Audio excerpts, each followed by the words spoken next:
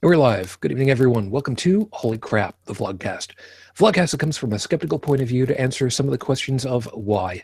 The Vlogcast started as a combination of spite and the Streisand effect because people on Facebook, as you'll find out at the opening, don't understand what it means to actually work an argument.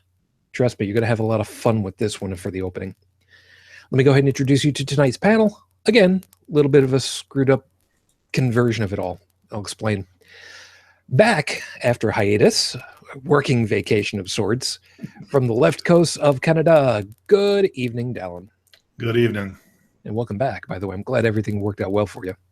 As far as that goes, from what I understand, missed it by that much. I'm happy for that. Moving to the right on your bingo card, north of me, just over the border. Good morning, Heretic Woman. Good morning.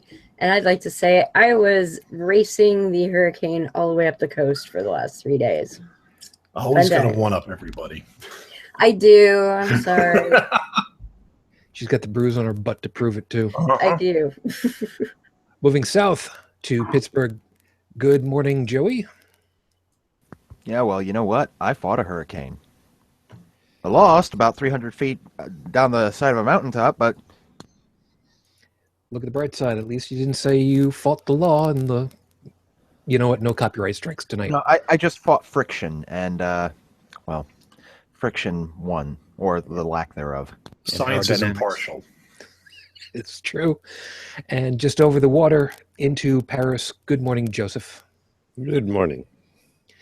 So, yeah, we've got a little bit of a weird on the lineup. Not sure where Brigid is at the moment. And Tech may be able to join us a little bit later. He's got stuff going on family-wise.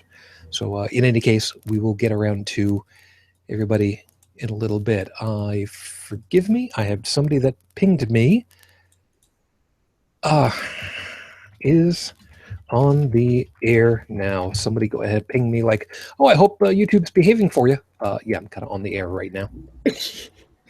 Anyway, so he may end up catching that a little bit later. That was Tora. If you watch a little bit later, thanks, man. Appreciate that. Nice. So, yeah, Dalan's back after having been over on the lower east coast of the U.S. for stuff. And like I said, glad you made it out. You had updated us on the travel plans, and you got lucky a little bit, apparently, with your flights and Well, yeah, pretty much. We got lucky. There was some speculation that it was going to hit where I was. Thankfully, it didn't really happen. The worst we suffered was a bit of a rainstorm as we were on our way out.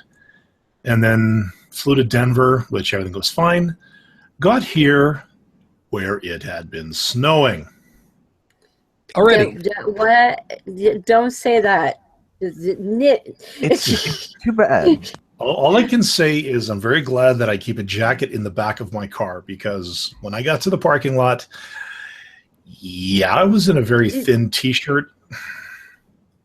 I have to say, I wish there was some aforementioned of that, because I could have had you visit my brother and smack him upside the head or something. Well, the trip itself actually went good enough that I didn't really need to vent any frustration. Who said it's your frustration? I would have given you a Klondike bar. Oh shit! I could. Oh man. Okay, now I'm filled with regret here. Okay, next time I'll let you know. I would just like to point out that I am still wearing my flip-flops. You're also indoors. You know what? It's coming. That's true. Stop it. It's on Stop its it. way. I got a wait, sunburn. Wait, I got a sunburn last week. Winter is coming. I don't watch that show, thankfully. You should. You really should. I highly recommend it. I hear, but no, none of the S word. Not until the American contingent Stoning? comes up. Then I want to scare the what out of them. But No one is to stone anyone. Blow this whistle. We'll just, you know what? We'll wait till Trump wins. They all have to come north, and it'll be in the middle of November. They're going to get a shock. Don't even start with me. We're already discussing the possibility of what I can cram into my car. Wow. Okay, well we Car, have 2 rooms. Yeah. We could probably we have a tent. No offense to you, but I wouldn't even want to be on the same contiguous landmass Oh, I'm not as worried that about it. individual Once, if he ends up. don't worry about it. Yeah, Once but once the we've wall got goes up, it won't matter. we've got Trudeau. Don't forget, he'll just flash his pearly whites and everything will be just peachy, right? Well, we can certainly hope. I will rowboat my ass straight to friggin' Japan or something. Australia. You know what? I'll rowboat to Australia because I know he ain't gonna follow me there. And you at least speak the local language. Good on you, that. Everything I learned from Crocodile Dundee, so probably no. Well, we'll see how this plays out. Anyway, let's go ahead and get you guys started over here. With apologies to Noah, Heath, Lucinda, and Eli. And are you done fucking your wife finally? Really? Thanks. Some people will understand. WTMI. Hey, it's not my fault. He brought it out there for everybody to talk about. And he got I'm a married. week behind. All right. He's married now. Whatever. It won't last. Let's hope otherwise. No, the marriage might. Fringe benefits. Says the other newly married guy. I don't know. I just have a little bit of experience in certain departments. The marriage may last. The perks that go with it, you never know. We'll find out later. Meantime, with your 5-minute freestyle, your timing starts right now. You remember I talked about right at the beginning of the show that part of this was because people on Facebook just don't know how to start an argument, or better yet, finish an argument? Well, yeah, I kind of got into it again with somebody else. Oh, well, if you want to try to figure it out, you would have to try to find one of my other, I didn't exactly coin the term Sparkle Darkle Pony, but if you go look it up, you try to figure it out from there. So what happened? The guy was holding up a picture. Very rednecky kind of looking guy. And it was basically denouncing abortion really, really poorly. Because, you know, the whole, it's against my religion, so you really shouldn't be doing it. And if you do that, you're a murderer. And the usual trope. And the person that originally posted it said that it was some of their family that had posted this picture. Don't think it was actual family, but posted the picture and commented, could this guy look any more of a twat? Yes, that was the actual term that was used.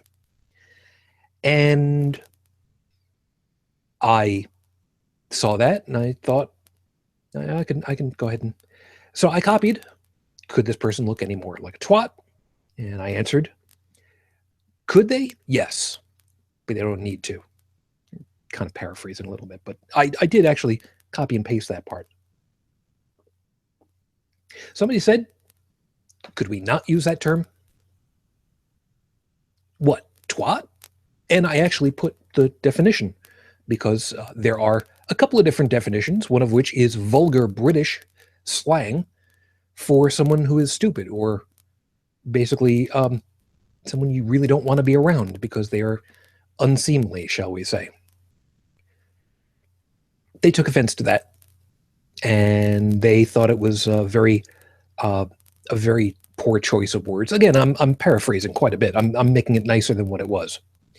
They were offended by the choice of terms, and I told them in no uncertain terms, in my usual style, which is to make sure that there is no second guessing what my thought process was or what I meant, and basically said, look, person's picture is out there. They have put it out there for public scrutiny because they put it out there, and I chose my words very carefully. Because for me, you want to go ahead and make reference to a bodily thing, I'm going to go ahead and use that back at you because that's what the original poster had put up there. They didn't like that. Didn't like that at all. Didn't like the term. Found it very, very offensive. And I said that, well, thank you for your request. I'll choose not to follow that. They didn't like that at all. Didn't like that at all. Went through a lot of iterations back and forth, basically saying that I was a highly bad person. And went ahead and linked in a couple of people to this particular thread, basically to call them in onto her side and to basically bitch slap me, I guess is probably what the intention was. That's not what happened. Both of these people chimed in and basically said, look, we're not going to police what everybody says. And you may not like what they're saying, but he's being nice enough about it. He's not tearing you a new one or being abusive or anything. He stated his opinion about it and why. And, well, now you got to try to decide for yourself if you're going to be able to handle dealing with somebody who you just have a difference of opinion on with this particular term because you find it offensive, and he's using it in a way that's supposed to be offensive to the original picture and the person and the sentiment. And they blew a gasket. This person blew a gasket because they called for reinforcements. They wanted to rally the troops. They wanted these other women. This was a woman, by the way. I left that out intentionally. They called 2 other women to come in to her side to rally her cause, and she wanted those white knights to come in there and save her. And they brought enough for this person to have to go and basically rage quit. And what was the best part about it? I got to sit back and watch one of the most beautiful things happen. For me to not have to do anything more than be me and sit back and go, damn. I love it when people go ahead and find what I'm doing right. Maybe next time you don't be so much of a twat yourself. Just a thought. Oh, and as a sideline, I'll try to make sure that I'm not a dick next time. How's that for even, Steven? This is episode 134 on the docket, Your Honor. Who is it for? Last week we lost, I mentioned about this last week, we lost a friend. Technically not a friend of the show, but a friend of several of us. Niki Massey, who we knew online through the handle Jinya. She was a good person.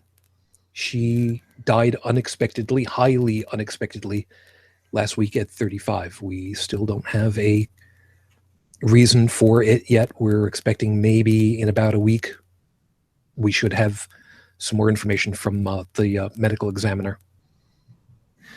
But today was the memorial service. I'm not entirely sure what time it was. All I know is that there was word that her estranged, highly estranged family was going to be probably looking at some very religious themology, whatever, for this, for the end of her life, for the memorial and such. We've kind of had a little bit of talk in various circles on various places before, but we really should hash this out. You've got a memorial service for an atheist, a non-believer who is very vocal. Who is the service at the end of their life for? Do you try to bring comfort to the other people who want that kind of thing? Or do you recognize and acknowledge and respect the life that was led that is now come to a close? Before we get to that, I've been trying to find a little bit of information. The Nobel Awards did come out. I wasn't able to look it up yet, but I do know that there was a category for dissidents for this year. And I know that Snowden is one of them that was up for it, and Raif Badawi was spoken about in various circles. I did not go looking that up, but I also have not seen any new information out of Saudi Arabia, which does not surprise me either. I've been traveling, so I have no clue. I kind of figured as much, but at the same time, I was hoping that maybe some account would have pinged you and said, yeah, by the way, here's a piece of news for you. Not so Not much for you yet. either, huh? No. Doesn't totally surprise me. With any luck, we will hear something. We can hope. Meantime, with nothing else having been heard, as of the recording of this show, this is now 4 years, 3 months, 23 days since Rafe Badawi was unjustly incarcerated for thought crime. Our thoughts and our hopes are still with you and your family. Good luck. So, Niki, a.k.a. Jinya, a.k.a. the mouth that simply would not shut up if you were in the wrong end, who came up with a lot of interesting things over the years to talk about, including Dalan. You remember some of her great things for the Friday night shows that we would do? Oh, boy, do I. I think for a while there, between her and I, we almost had a competition for who could come up with the most WTF of the WTF news segment. Oh, yeah. Like, I thought I would come up with... It was my thing, because... let's face it, looking for stupid news on the internet, that's a guilty pleasure. I mean, that's going after, a whole tray of brownies all to yourself. That's getting like the fattest of the Krispy Kreme donuts all the time. And yet I could come up with the literary or journalistic equivalent of a chocolate eclair covered in whatever. And she'd find the same thing with a great big freaking cherry on top of it and go, see? Yep. Joey, hold that thought, because I got to get this one on camera. Yeah. Joey, even though the camera is a little on the dark side for you, which is okay, you're still good. You're still good. I'm trying to remember if you were on the air for this particular one when Jinya found one of the great holiday chocolate items of all time. Yes. Don't go any further. I don't need that memory popping back up. Yeah, I remember that one very well. Very personalized. Highly personalized. Yeah, especially the promotion that, like, when it first came out, there was one of those promotional things that came out right at the beginning. With so many, if you ordered so much, you could actually get the original mold from which they were all cast. Yeah, Joey, I'm gonna give you a couple of seconds to turn off your audio, and because I'm gonna go ahead and let everybody know. Yeah, you are an asshole, Arschloch, and so were the chocolates that were being offered. Yes, they were. Damn it, the chocolate anus, ladies and gentlemen. And this was one of the things that she had all kinds of fun finding, because it was just, okay, you know how they talk about stuff that's way off in left field? Yeah, completely different county left field. Yeah, for those of you who are confused by all of this, the product in question was, in fact, a piece of chocolate that you could have modeled after your anus, and then delivered to a special someone. Yeah. How did they manage that? Actually, it was. I'd rather not know. Yeah, it's not that you could get yours modeled. It was a model who did it. And then you could order them. And then I think they had a promotion, as I recall, where you could actually get one of the original dies from which the chocolates were cast. Wow. Yeah. And hopefully they were washed first. And y'all thought the bag of dicks for Oregon was bad?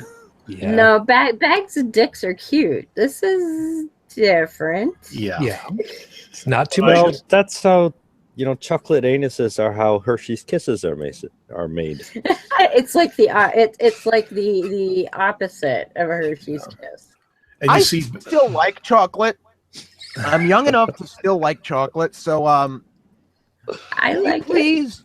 Can you please stop going to every possible length to ruin it for me? Thank you. Back then too. You don't want to see how Klondike bars are made. See, back then we didn't. The whole nope thing. Mm-hmm. That didn't exist back then. But I'm pretty sure if it had been Both Ginny and I would have sounded like those two monsters on Sesame Street. Nope, nope, nope, nope, nope, nope, nope. Oh, nope, the nope. Martians. Yep. Beep, beep, beep, beep, beep, beep. No, Nope, no, nope, no, nope, no, nope, no, nope, no, nope, no, no. I do remember my response to this item. Yes, you know. And I believe my exact words were, honey bunches of nope. Most likely. I do believe that was correct. I do believe that is correct. boy. I'm gonna have to look I over my gotta side say, over here. that's by the not way. where my brain went when he said honey bunches. I was like, uh-oh. Yeah, Well, I gotta that just means you know Joy very well. That's all. yeah, that's true. Yeah. By the way, I gotta take a look over my my list over here in a second. I've got it buried under a couple of other pages. I've got the we shall not name of it list over to the side over here in a minute. I gotta double check. I don't think that one's on it, or it was redacted after a couple of years. It wouldn't surprise me. And by the way, there is somebody who's watching right now who's chiming in for me over on Skype. Don't do that. Please put it in the Q&A. Sorry, it's not the Q&A anymore. It's the live chat over there on YouTube because I'm actually following that. Hi. Last week we had we had some trolls on the channel. That was fun. Ooh, I missed the trolls. Damn it. Yeah. It's okay. Don't worry. They're saved for posterity, I think. I'm almost persuaded it was the same guy talking to himself through 2 different accounts. Sock puppets, Well, it's There were a couple of different accounts, but Well, you know what they say. two of When them you were talk- completely usually blank. have the most intelligent conversation. I looked at the accounts. One of them was an obvious troll who made a habit of trolling. Yep. 2 of them were completely blank, completely new accounts. I didn't even look that far. So Well, if somebody's going to call me out on something, I'm going to go ahead and respond in kind. But first of all, I don't even know why the hell they were calling anybody out on it, considering nobody had even made mention of such a thing. because it was late and they couldn't get to I don't know what the hell Denny's. That's what it's trying to think. trolls. No, feeding trolls are the best fun. I like feeding trolls. Jeez, if you want to have that kind of fun, just go get yourself kicked out of an Applebee's. I could probably do that too. I think there's one in Cambridge. I think if you feed the trolls the right way, they implode. Exactly. And it's so fun to watch. You just have to choose the right bait. Exactly. Mhm. Yep. There is an art to feeding a troll to self-destruct. That's true. That's true, and it's usually named Nephilim free. I'm sorry, I shouldn't have done that. That was No. Chand, whatever his face is these days. wrong. Whatever. Anyway, That's my pet troll that I have right now. that's good. So, I guess in a way you could say that Jinya was a bit of a troll, but she used her troll powers for good. She was a special person, and I don't say that in a mean way at all. If you're on the wrong side of an argument, she would let you know. If you were on the wrong side of an argument, she would school you. And I say this with no compunction whatsoever. She was an angry, proud, strong-willed black woman. And she would be the first to say, you missed a couple things. Mm-hmm. She put up with a lot of chronic pain. She was battling the state for disability for, unfortunately, several years. And it was unresolved at the time of her passing last week. She wrote for The Orbit, for the blog Seriously. And she was part of the Skipped Chicks group. She helped them get along. If memory serves, I do believe that she was the one that introduced me to the concept of spoons. If anybody is at all familiar with that, short version is when you have chronic pain and fatigue and whatnot, you have a certain number of spoons to get through your day. And maybe it takes a certain number of spoons to do a particular item. And then there's another set of spoons that it takes to do another item. And at the end of the day, you may be out of spoons. And you may be borrowing spoons from a day ahead, and you've got to make up that time. And she went to a couple of skeptics and atheist conventions, and it took a big toll on her when she would do it. Mm-hmm. She knew going to these cons and being a panelist and walking around and meeting and greeting and being sociable, which was not her thing, that it would be a week worth of Vicodin to get herself back into shape, and sleeping it off and a lot of pain, but she found it worthwhile. Yeah, she suffered from fibromyalgia, which is still a bit of a moving target in the medical community, as I'm told. So that didn't help her very much. I feel grateful that I was able to meet her long before a lot of this stuff began to take its toll on her. I still remember the moment. 2010. Yeah, Pittsburgh, Pennsylvania, 2010, the dealer's den at Anthrocon. She recognized me because I was wearing my white TFC staff shirt, and she screamed. I turn and I see this bouncing black woman come running at me like she cut through the tables, which made a few dealers go, "Wait, what?" And she just literally just crashed into me, and I was like, now keep in mind, 2010 was also the year I met Shujin face to face. I met Joey face to face. I met a lot of people that I've known in Second Life for years, face to face. I mean, there's a picture of all of us, or most of us, from that convention. That was quite possibly one of the greatest moments of my life. And I was honored to have met her at that point. Back before basically her health started to take its toll on her. Yeah. And by the way, just to because she would have died laughing at this. Part of the reason why she was bouncing was not because of excitement, it's because she had big tits. She would be the first to admit it. Well, she would be the first. And she also would have had to jump up because she wasn't really that tall either, as I recall. Well, you're apparently, a medium-sized totem pole, so... I know. I am, as Shujin would put it, a tall blank, ain't I? Yes, he is. Yes, he is. And matter of fact, I did find the picture of us all. Mm-hmm. And there it is. It's this guy right here.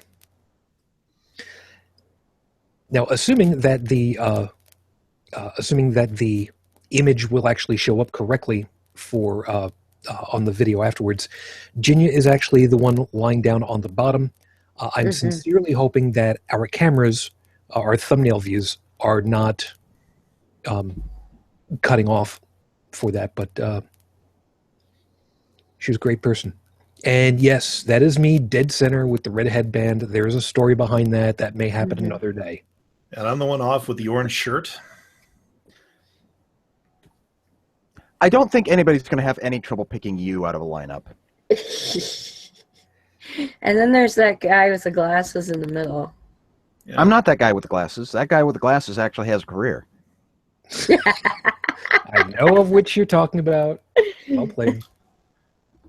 I was going to say, when you were talking about her debate skills,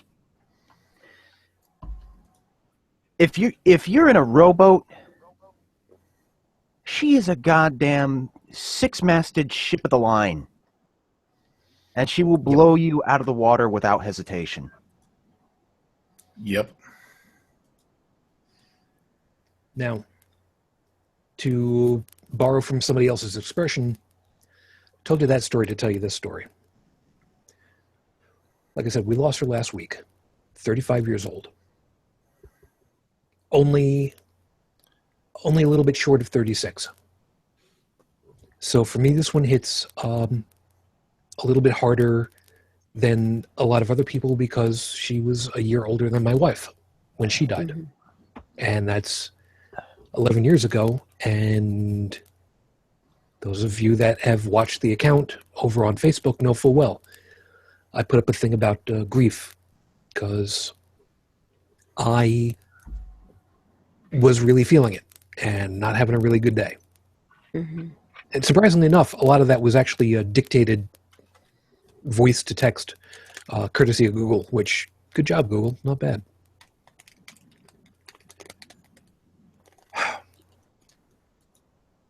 Her family life was not good. And I'm glossing over a lot.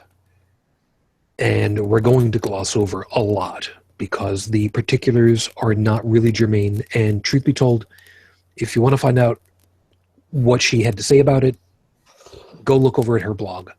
I'll make sure it's linked in the show notes because A, I would not be able to do it justice, and B, what we would have heard off the air during our Friday night shows may or may not necessarily be what she would necessarily want people to have heard about. So, be that as it may. The obituary that was written up, and again, I'm going to make sure that that's linked also, did not make reference to her.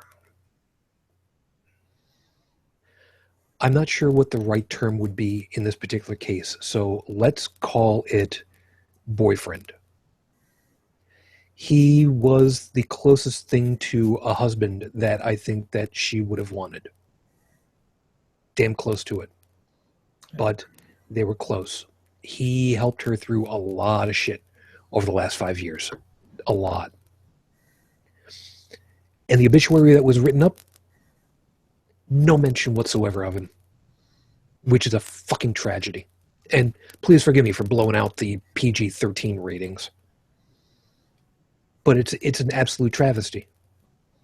We have to believe at this point that it was next of kin, family, blood, that wrote it up, because no mention of her activities in the secular community. No mention of her pride in being an escort for Planned Parenthood and such. She was an escort, security, if you will.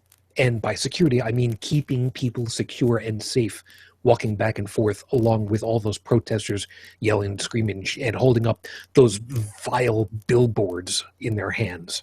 Two of which we know and have been guests on this show. Mm-hmm. Zambi and Nick Morganmore. They both do the same thing as she did. Yep. I have seen in the past with a number of people, not like right up people myself that I've attended services for, but friends of friends, where the families do see this as an opportunity to kind of undo all of the bad things that they think this person was involved in, and they want to sugarcoat that shit and turn it into like pretending it never happened.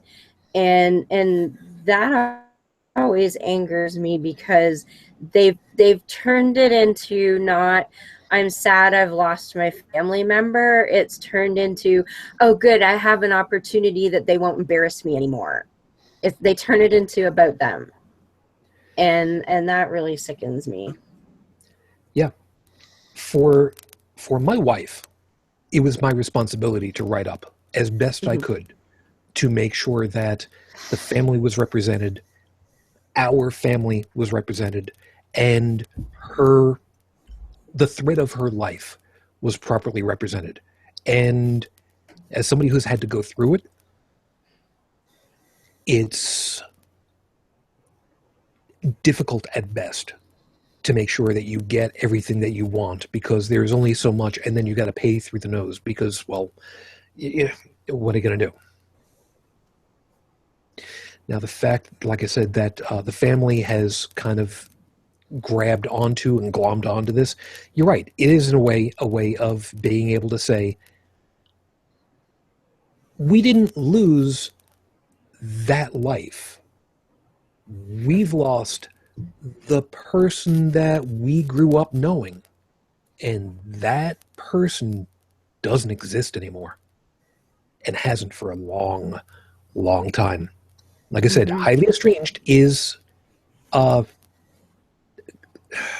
Joe, I'm sorry. calling it highly estranged is probably sugarcoating it to a huge extent too, isn't it? Yeah, most definitely. So here's the problem now. And we've heard this from, I've heard this on a couple of podcasts before, but I don't think it's really been tackled as its own piece. She was an atheist. She was there for Planned Parenthood people. She was there rocking the goddamn skeptic circuit at cons and helping promote and helping be there. And she would not go ahead and let you say, well, you believe in, no, don't you go telling me what I believe in, because I will tell you what I believe in, and goddamn it, you're going to sit down and listen. I've already said that she was, the line that's been used for the most recent Captain America movie was that you plant yourself like a tree and you say, no, you move. And my thing of it was, she would not have only just planted herself down and said, no, you move. She would have continued that by saying, and not only that, you're going to go ahead and you're going to say you're sorry and you're going to goddamn mean it. Yeah. That's the person that she was. And that's why I think relatives of somebody that's that strong, that's the only opportunity that they have, is this person is no longer here to stand up for themselves. That's the only opportunity they're ever going to have to overrun them and act like dicks. And so that's why they take it. Here's what I wonder. Okay, so her family has done what they have done. The obituary that doesn't mention the Dawn. She is, basically. Dawn, okay, yeah, the other party involved. Doesn't mention all the achievements for which we recognize her for. And they consider themselves, okay, maybe this is a last laugh in their mind. Mm-hmm. But does it really matter? We knew her as someone different. Here we are tonight, memorializing her in our own way. Her family at the orbit, they're also going to memorialize her in their own way. Which, by the way, hold your thought. I will link to that also, because the number of people that have gone ahead and memorialized her via the orbit is positively staggering, including a write-up from P.Z. Myers, if I remember correctly. I rest my case, Your Honor. So, fine. Her family wants to go out and say, yeah, she was this, she was that, God this, God that, bloody, bloody, bloody, frickin' blah. In the communities, in the circles we go in, who the hell cares? Tonight, we're remembering her for what she was to us. The people from the orbit are remembering them what she was to them.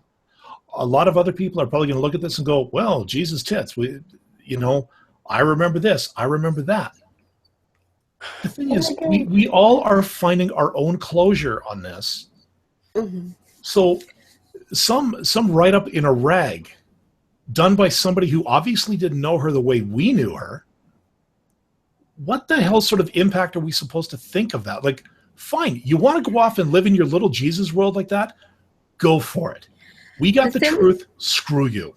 The thing that gets me, though, is it's a blatant disrespect. It's saying that what I wanted for you is more important than who you actually were. Right. That's what they've done, like you said, in terms of our community, it is useless, because nobody's going to give a damn what they think. But to me, it's their utter disrespect for a person that they will, if you were to press them, oh, I love my daughter, I love my niece, or, whatever, grandchild, whoever it is. I love them so much, and which is bull, because if they were incredibly estranged, like you said, and gave two shits about that person, they would have shown them some respect. So it's yes, it's their little bubble, whatever, but it's them proclaiming to the world that we only care about our loved one when they conform to what we want them to be, which I think is pretty disgusting. Well, but that's not really their fault, because for them, the indoctrinated, it's their survival method. That's the other thing too. We all find closure we all search for closure in a way that our brains can handle.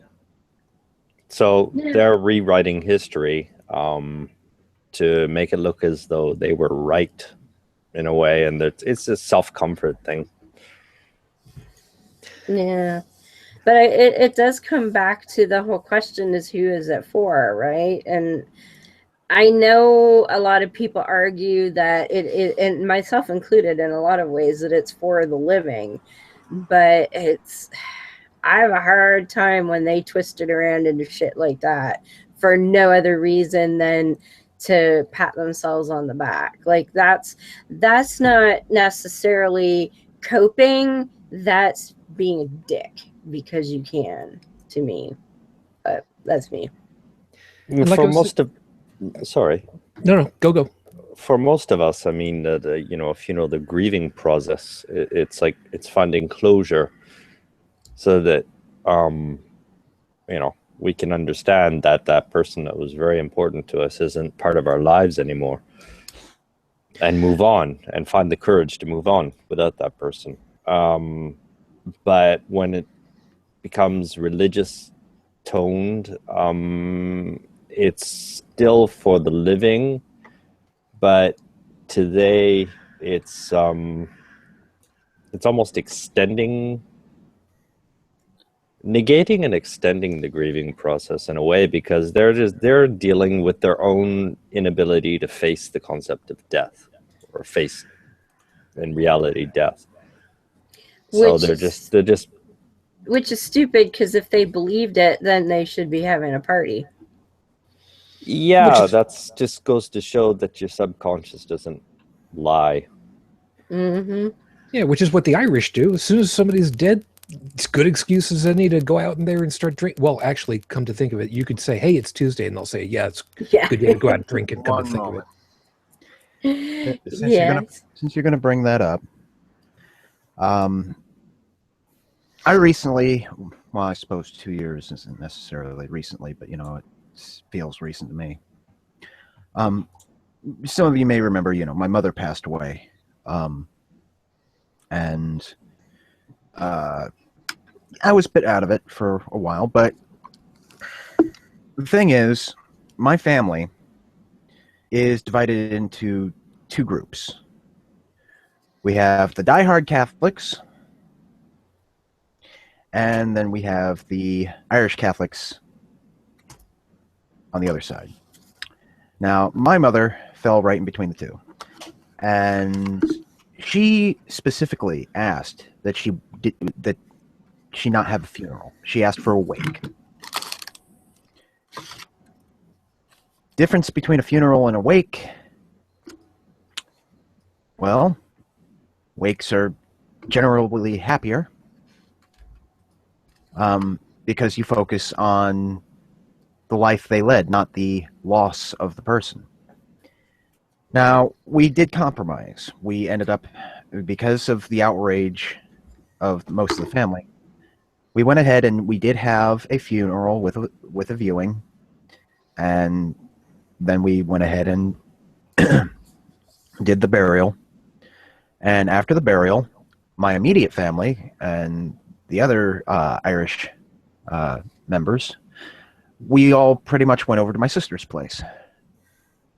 And to say that we got shit-faced is a gross understatement. But we did. We had a traditional Irish wake, and we celebrated. And the more orthodox members of the family were turning their noses up and just like, how can you even do this right now? Because it's what she would have wanted. That's such a presumption, though, to me. Like, how arrogant are you to think that, as especially as extended family, that you have any right to even, like, it's entitlement. I'm entitled to the funeral that I think this person should have. Well, the reason why our family was the way it is, these weren't. You wouldn't necessarily consider these extended family from her perspective. These were, Okay. sisters, brothers. Okay. Because I believe, if I remember correctly, My grandmother or great grandmother was married twice.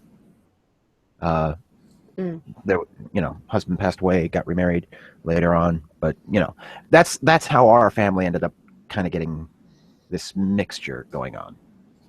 But a lot of our family a lot of them still won't even speak to me because See, that's so disgusting. Like, so their entitlement to someone else's funeral was more important than their relationship with you.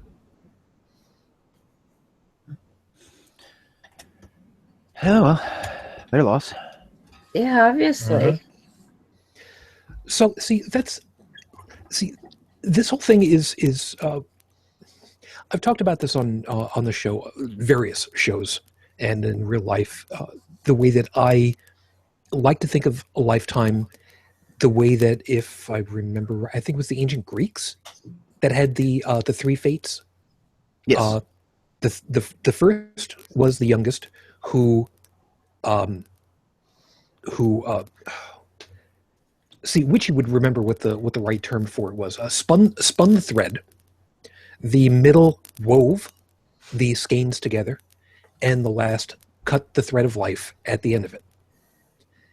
In the way that I've used that as a metaphor, I don't think that there are any actual celestial women who are running stuff. Although the idea does have a certain appeal from the artistic standpoint, the creative standpoint, but that every life is part of the tapestry that is life, capital L life, everybody in it. And everybody's life thread supports everybody else's that it comes into contact with. Sometimes it's a brief encounter, sometimes it's a longer one, but each is supporting the others that are around it. And we have no idea what the tapestry of life, all capital letters, looks like. It metaphorically speaking. There's no bird's eye view. Right. But we are part of that, whether we want to be or not, because we're simply here. We have to interact with people. We do support each other. And to me, the idea of having a remembrance at the end of that thread that doesn't respect that thread and what it chose to be for itself, to me, it feels demeaning of the life that led. Mm-hmm. Because in this particular situation, very specifically, Niki's family has gone ahead and put together a sanitized, dare I say, you know what? I'm going to say it because she would say, yeah, fuck yeah, of course you should say it. Oh, God, I can hear her head. I can hear her in my head. They whitewashed what she became. Yeah.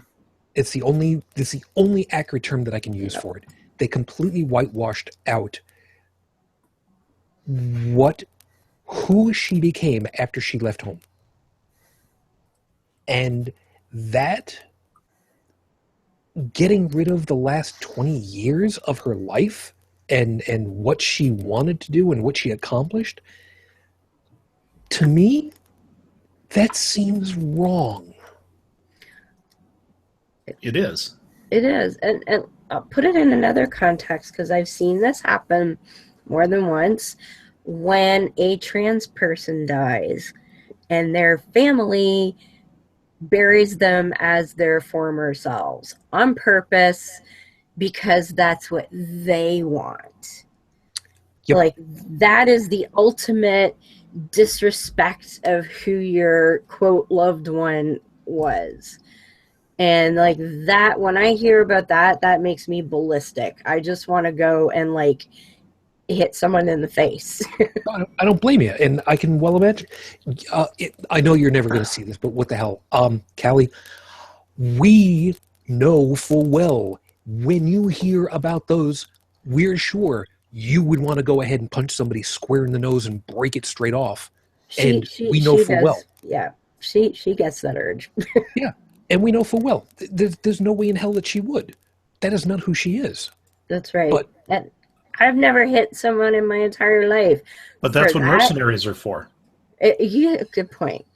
But if I came across that in my face, like if someone I knew passed and I went to their funeral or memorial or whatever, and their family was sitting there calling them like their old name and pretending that they were never who they are, I would have to have someone probably put me somewhere else, because at the very least I would get in their face. The thing I is, could not let that pass. the thing is, if the family was that disrespectful and you knew the person as they were when they died, you wouldn't be at that memorial anyway, because the family would want nothing to do with you because you are part of the life that they refuse to acknowledge. Possibly, but I've seen it where they just pretend that the other person didn't happen, but they're not like if they say services are held at such and such time, they're not necessarily going to know what part of life I'm from. You know what I'm saying? Fair point. If that was the case. Now, yes, there's also a case that they may be like, atheists and quote weirdos not allowed, whatever. But if I was in that situation, if I went to a service and I found out that they were trying to revert that person to who they wanted them to be, they better hope that there's somebody around that can haul me back out again, because they're going to get an earful at the very least. Because that is sickening. Like, that to me goes beyond disrespect. So, what do we do? Where do we take this? Where do we draw a line and say, this is how you should respect the wishes of... Well, now there's the problem right there, isn't it? Right there. That's the linchpin right there. Whose wishes? Yeah. We know for well that it's not Dunn's, because they were not married in any sense of the word. He was not related. He was not blood. And I don't think Ginia left any kind of instructions or a living will, as far as I know. No, Probably because, not. Well, yeah. I mean, at 35 years old, who in the hell thinks that they're going to go ahead and suddenly end up, what's the politically correct term for it? In a stable condition. Last December, actually, no, last February, when I wound up in the hospital with a blood clot in my lungs. You want to talk wake up call for my entire family? Yeah. That you're right. It's not something that you're going to that you consciously think about. But when you've had that brush, or when you know somebody who's had that brush, it does put a lot of things in your head. Mm-hmm. Sadly, in my own case, we were all supposed to sit down, my family and I, and discuss things. It never happened. But no, the sentiment is still there. I mean, life once in a while gives you a little reminder that thread, scissors, very, very close, can cut at any time. Yeah. And even something like this. I mean, how many things were left undone? I remember hearing that she had so many more projects on the go. There was so much more that she was going to do. Yeah. And now, it makes you think. But as far as, like, if she'd left a type of living will or some kind of request to what happens if, and if that had been, I don't know, notarized, or I can't remember what it is. But I know that if you have those wishes and you get them, is it notarized or signed by the courts or something? Then whatever you write down is what happens. You can't change that. Well, one would hope. Man. It makes me kind of wish that I was like super rich, because then I would be the mean bitch that was like, okay, you get my money, but if you do this, this, this, or this, you're screwed, and I'm giving it all to a cat shelter. You know, and if you contest my wishes, it's going to cat shelter. And I would so do that. It's like, so if you mention God, no money for you. If you do, you know, have a priest come by who uses sign language that says God, no money for you. Like, I would totally be mean that way. To quote Eli Bosnick, crazy billionaire money, heretics millions. Uh-huh. Or as the Frantics had put it, or I'm going to kind of twist a little bit, enough money for everybody in London, Ontario to move to somewhere nicer. Yes. And I leave the rest of my estate to the people of Calgary so they can move somewhere decent. That doesn't have the S word involved. Oh, that was so many years ago. Yeah, it was. And that was back when the NEP basically gutted this province. Yep. Yeah, the most sobering one for me, I ended up having to fill out a bunch of paperwork, and I had to draft my own both a will and living will when I was 18. That was because of the army, wasn't it? Yeah. And as an aside, just having joined us, by the way, a little on the late side, but that's okay. I'm sure you're dressed to the nines because, you know, fashionably late. Good evening, Brigid. Good evening.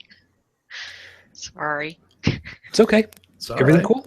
Happens to the best of us. Yeah, overslept. Sleep is important. Yep. So it works out. All right. So we've got situations like that happen where, you know, the wishes of someone could be known. You could write out a living will. You could say what it is that you want done for yourself.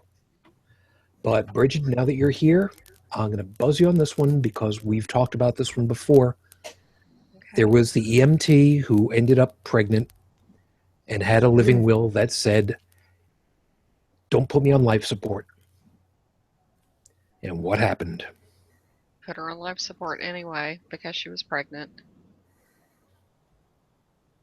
And more importantly, which member of her family was it that said that they would like this done? None of them. Her husband protested violently, if I recall. Yes, you do recall correctly. It was the governor, as I recall, that came down and said, oh, no. We're going to go ahead and we're going to keep this baby going. Yep. It was a state. Now that's the problem, isn't it? We've got a situation that is not too very recent, but is still within decent memory, where wishes were known. And yet, no, we're going to go ahead and we're going to do what we want because Great Jumpin' Jeebus said that's what we're supposed to do, or at least his proxy on Earth. Yeah, or political ammunition. You know, I hate to say this, but okay, to quote Ultron from the Avengers movie, upon this rock I shall build my church. That's what it is. They take something like that and that becomes their platform. It's no longer about what the wishes of the person is. It's about what will benefit this person the most. And yeah, it's sickening. By the way, is that dog? Yes, it is. No, I was just wondering, is that dog fart still in office? Well, wasn't it? What state was Perry? that? It was Texas. It was Perry. Oh, Perry. Yeah. Now, before we move on from that, those of you that are watching or listening right now, if you need to go back by about 15 seconds, listen to that reaction again. The people who groaned were the ones who are not from this country, and they know enough to realize, well, shit, yeah, him. Yeah. Now, it doesn't have to do anything so much about the political side of it all, because, yeah, I mean, the political mess that we've got over here in the U.S. spilled out all over the freaking world because it's a... You know what? Fine, Dalan, I'm going to go ahead and use the term this time. It is an entire clusterfuck this year. Indeed. It is. It's a fucking circus. There are a number of other euphemisms I could use for it, but you get the idea. Mm-hmm. But never mind the whole political scene. These particular individuals that we could name. Pence, for one, which I had a post about him earlier today on Facebook, and I'm using that as part of my closing a little bit later. Let's see. Who else could we name? Let's see. Bush, the younger. No, the other younger that wants to come back onto the scene. Yeah. Jeb. Remember him? Jeb Bush. And Marco Rubio. Marco Rubio. Rick Perry. Anyone who previously tried to get on the GOP ticket. Yeah, Chris Christie. There's like 17 or 18 of them after they're all done. Yeah. And of course, our friend Ted Cruz. I was just about to say the special ed of the group, Ted Cruz. Yes. Or maybe that should be Special Ted. Special Ted. Sorry, I couldn't resist. That's great. Just keep in mind, people, he is a legal American. You don't get to send him back. Ever. God damn it, woman. Look, Sorry. We have a strict no returns policy. yeah. Does that include via trebuchet? Yes. Yeah, because we can throw rocks. Well, actually, we'd be throwing empty beer bottles, but... Well, at this point, you'd be throwing snowballs. You're welcome. Oh, from his end of the country, not Yeah. mine. Yeah, we got strong arms out there. No, you know what? Let's split all the differences. We'll just pelt them with hockey pucks. Yeah, we got lots of those. That's the universal language of take off, eh? Yeah. Eat this puck, eh? Yeah, Bobby Clark did that years ago, and look what happened to him. Yep. Just so y'all know, when he smiles on camera right now, those aren't his front teeth. Are there any of them his teeth? Well, okay, admittedly, the last picture I saw him smiling without his two front were, back in '72, but... I'm thinking he's lost a few more since then. Oh, probably. Sorry, my nephew actually played against him one time. Oh, wow. Boarded his ass, too. Took a penalty for it. I think you mentioned about that once before. People out there going, bored to what? Sorry for getting all Canadian up in here. Yeah, sorry, man. Yeah, apparently somebody on Facebook mistook me for an American just recently, so, yeah. Oh, a quick little thing I have to throw in there about accents and such, because as many of you know, I was down in Savannah most of last week and a half, and Shelley Siegel was there, and we were hanging out, the bunch of us in an RV, because what do you do in Georgia? You hang out in an RV. And I drove over with Shelley in her car, just the two of us. And you would have loved it, Dalan. We were talking up about, hey, you stupid American, get out of our way. The Commonwealth is coming through, bitches. But it was great. But at one point, we were just chit-chatting, and I said about, she's like, oh, there's your accent. Yeah, says the Australian. I thought it was really cute, but yeah, we're down going down I-95 in her SUV. Go, get out of the way, you Americans! Here comes the Commonwealth. It was quite fun. But anyway, did she specifically call it a ute? What's a ute? I can't do that. Okay, I you lost me there.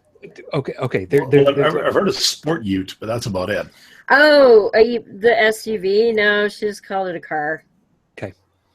Okay. See, they're whatever, bunny hole. I don't care. But I would like to say that her gear shift is draped in her sparkly headbands. Oh, that's cute. It is. I thought it was very adorable. That is. Okay. Really quickly, just to get it out of the way. Ute. What's a Ute? That's actually a line from my cousin Vinny. Fred Gwynn, otherwise known as Herman Munster's last film role. Okay. Decent film role. The proper response is, "Oh, I'm sorry, Your Honor. Those two youths." Yes, and see the term. All right, no wait. The term Ute, however, in Australian slang, is short for utility vehicle. Mhm. Hence the reason why No, that didn't come up. I figured it wouldn't. All right, so whatever. No. Okay, but then if you're talking about the Ute there, then that would be more the Quebec side. Yeah. Don't you know? You want me? I'm gonna get a trebuchet and a K car and throw it at your ass. Hey, don't do this to me. Hey, look, I don't want no K cars back either. I drove one. They suck. look. I have flown over good parts of Canada, over an awful lot of the U.S. I'm married to somebody who knows what a Youper is. Thankfully, doesn't talk like one. Leaves that to me. I got to deal with accents all the time. Where I just came from. Oh man. Dude, where did I just come from? Come on. No, trust me. Okay, I'm going to try to be. Oh God, I hate being politically correct, Okay. but I'm going to try to be. You look at the demographic of the place I was working at. Mm-hmm. Let's just say a lot of people were looking at me going, "Yeah, sir. No, sir." There was Mr. This, Miss That, and oh God, the head mechanic. Holy crap! I could Okay. listen to that guy talk for weeks. The one place we pulled into to get I think we were looking for somewhere for a hotel, and the sign was "We serve gator." Okay, then. That was the first thing that came through my head was I can't make the reference I'm thinking of, but you know what? Yeah, and here I was thinking that, because it was in Carolina, we had all kinds of barbecue, and then she pulls that one up. Sorry, yeah, you're right. Sorry, yeah, I got you beat. Oh boy! Speaking of such, I should probably go, guys. I have to go to I have a meetup at like 11 a.m. in a town that's 40 minutes away, and that means getting up at stupid hour. Yeah, you gotta make sure that your broom is all gassed up and everything before you go, right? I do. And I'm still like not quite back on my normal schedule yet. It's weird. Eat a baby for all of us, huh? Oh, I totally will. It's snacks, so I'm sure there'll be like, little feed or something. Yeah. Maybe jelly babies. All right. Jelly So babies. There we go. You take good care of yourself, hon, and I hope you feel better. Really, seriously. Yes. I had a little tumble and I'm a little banged up, but I'm okay. I'm good. Just a few more damn Tylenol there, you'll be fine. Ibuprofen, baby, extra strength. There you go. Got the Equate from the Walmart. Yes, I do. Besides, your compatriot live-ins seem to be begging your attention. Yeah, we've only been home since not quite 24 hours yet, so the cats are restless. Yeah, snuggle tax time. I know. Never stroke a pussy the wrong way. No, you grab them apparently. Just ask Trump. Okay, did you guys see? I come home and now Trump is channeling Rob Ford. Like, what the hell happened? You remember the Rob Ford pussy comment, right? That's what crack does to you. Yeah. So, and I'm sure Trump can get all the coke and crack he can get a handle. He can turn him off as many butts as he wants. Yeah. As much as I would love to rip him apart right now, I'm not even going to bother because I cannot contain myself on a non-Power of 10 show right now. Understandable. About him. And if you want to know why, look up Donald Trump gets Purple Heart. Oh, don't. Yikes. Yeah. Yeah, we know about that one. So it's Monday night. We are having a show. We're having Chris Rada on, who writes. She's got 2 books out now, debunking David Barton, the fake historian, and Morgan Stringer of NRR is going to join us.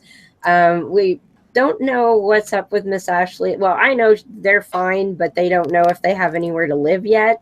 So we'll find that out.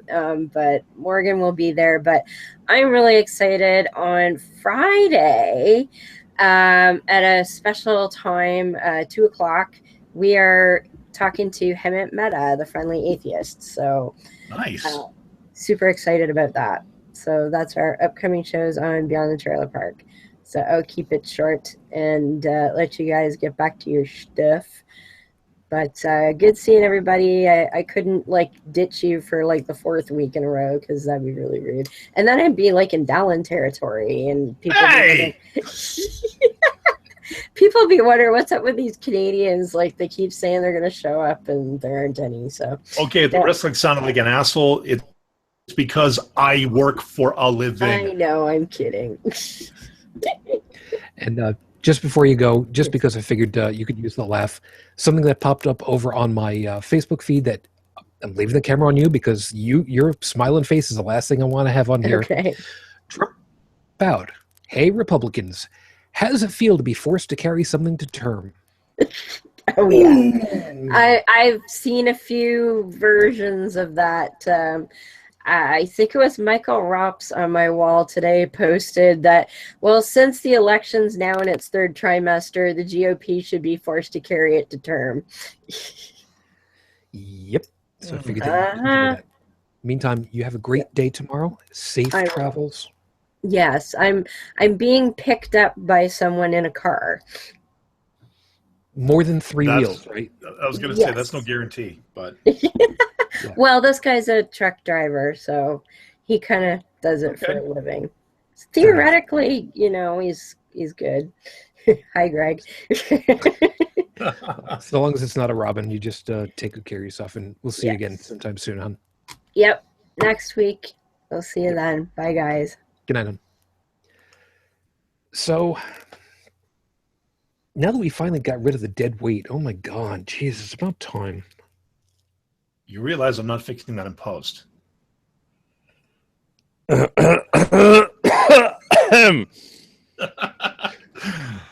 So if anybody wants to apply for the job as head prognosticator for the show, because I'm apparently going to be a dead man by next week, send it over to I want your job just an at extremely thin one.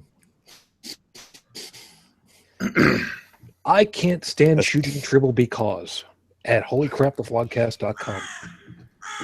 Goddamn bird. Oh, thanks. Appreciate that. The caucus has begun. Well, we lost the cats, so now the birds feel it's safe to come out. That's a good point. Exactly. Good point. All right. I'll mute. Okay. All right.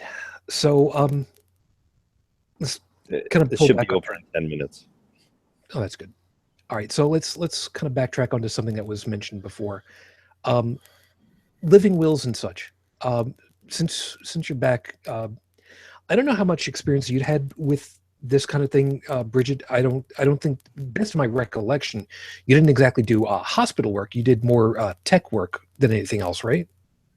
Yeah, so I didn't have a lot of experience with that, but I'm with Joey to where I had to write one of those myself because I was active duty military, and that was just one of those things that we had to do. I can't believe that that's an easy thing to have to write up. It's not. It does put it in your face, your own mortality. And if you're in the military, there's a reason to have it because you could be sent in harm's way at any time. And Joe, I got to imagine for you, you had to have been thinking about this and looking at it and going, well, what the hell do I say to your sibs, especially?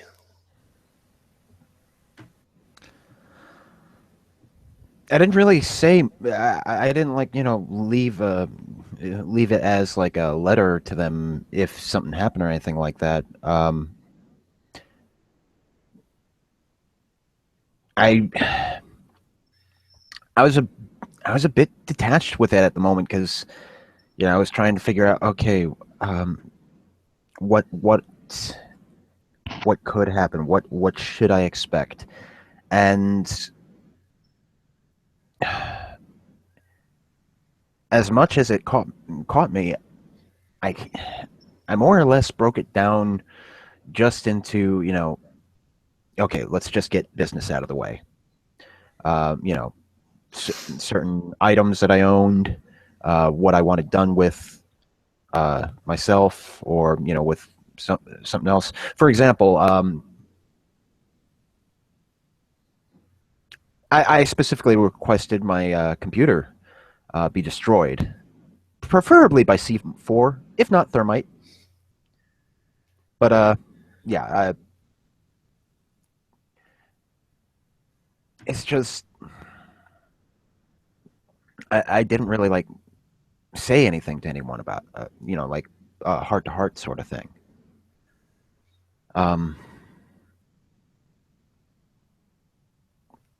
Part of me just thought, well, I'm never gonna really need this, so, and if I got something to say to them, I'll say it to them.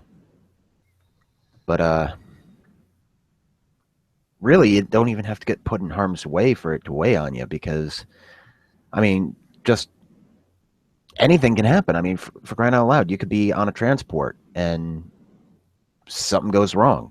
That's not necessarily under attack or anything, but something goes wrong, and that's it. Or you could be working in the motor pool, and all of a sudden a jack comes loose, and a 2.5-ton Humvee falls on you. Or, as has been put on many an occasion, it could just be your moment. And roll of the dice, man. We never know if that's going to suddenly happen. I mean, hell, for all I know, I could just end up just falling over dead into the keyboard.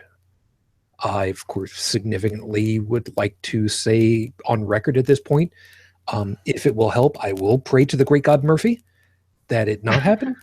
I would actually do that if I knew it was actually going to help. But we don't. Yeah. I've already been told, by my mother. I mean, we haven't really spoken in years, but she knows what my final wishes are, and that I don't want to be on any kind of life support if I'm not going to make it, or if I'm going to be incapacitated or brain dead. And she said that if there was any way that she could possibly do it, she would go against my wishes. Well, I'm If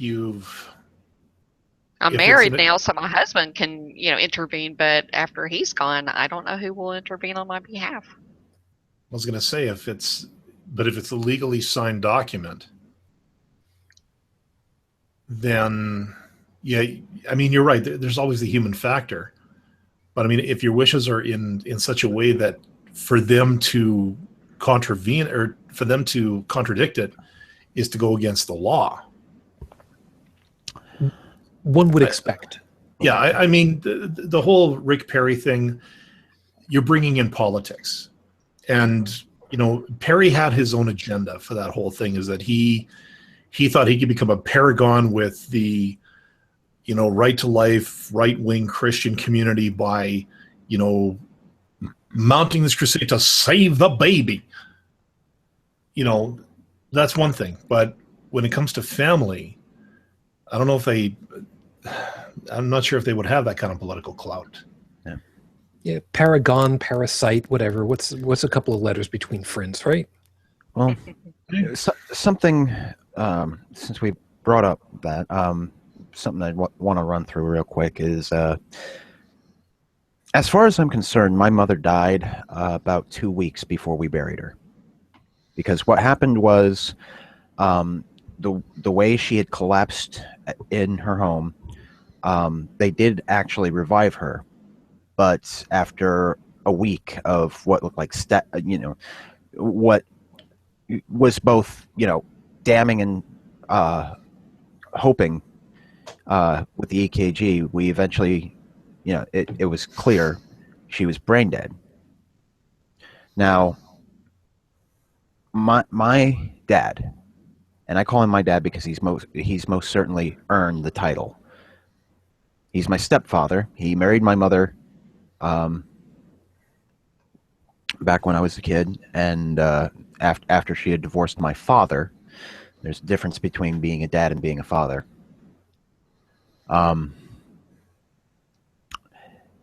He could have made whatever decision he wanted, but he knew what my mom wanted, and even aside from that, he came to us. He came to me and my siblings and asked. He had the paperwork. He had the disconnect paper,